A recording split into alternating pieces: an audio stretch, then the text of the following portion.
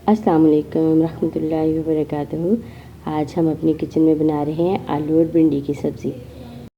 तो गाइस, आपने भिंडी मुख्तलिफ़ तरीक़ों से बनाई होगी और खाई भी होगी, लेकिन अगर आप इस तरीके से बनाएंगे ना तो सब घर वाले आपकी तारीफ़ ज़रूर करेंगे।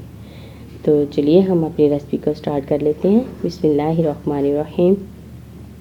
तो यहाँ पे जी मैंने 1 kg भिंडी ली है, उसको मैंने धो के ड्राई कर लिया है। ठीक है जी।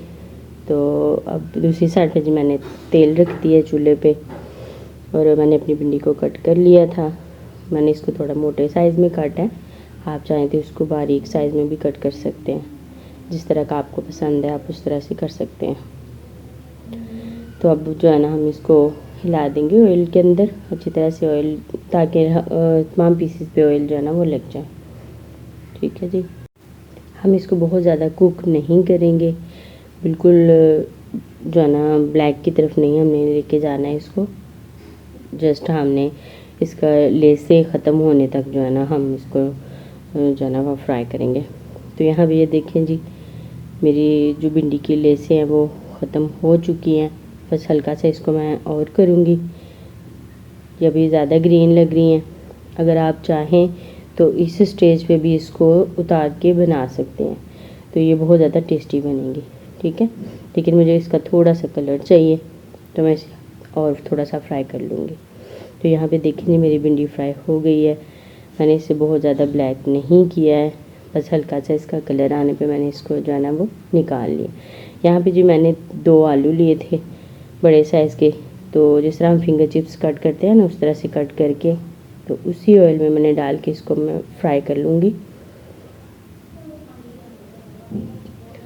तो यहाँ पे मेरे आलू फ्राई हो गए हैं। इसमें मैं लहसुन, अदरक और सब्ज़ मिर्च का पेस्ट ऐड करके भून लूँगी।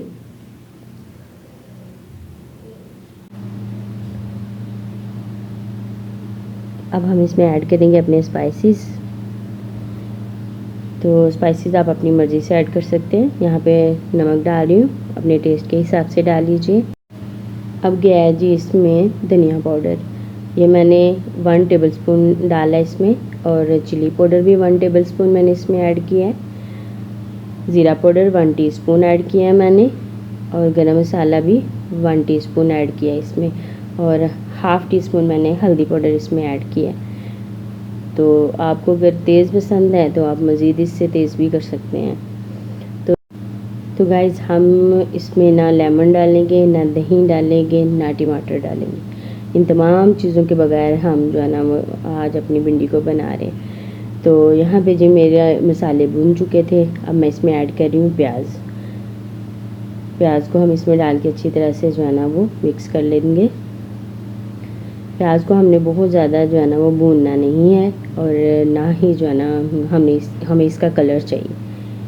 ठीक है, यहाँ पे जी मैंने मिक्स करने के बाद आग हल्की करके तो उसे कैप दे दिया ऊपर, ताकि जो है ना मेरे प्याज अच्छे से वो हो जाएं, सॉफ्ट हो जाए। तो 3-4 मिनट के लिए मैंने इसको बंद किया है। तो यहाँ पे मेरे प्याज तकरीबन सॉफ्ट हो चुके हैं, हम चेक कर लेते हैं इसको। तो यहाँ पे जी मेरे प्याज सॉफ्ट हो गए थे, और अब मैं इसमें ऐड कर रही हूँ भिंडी को भी हम इसमें अच्छी तरह से मिक्स करेंगे।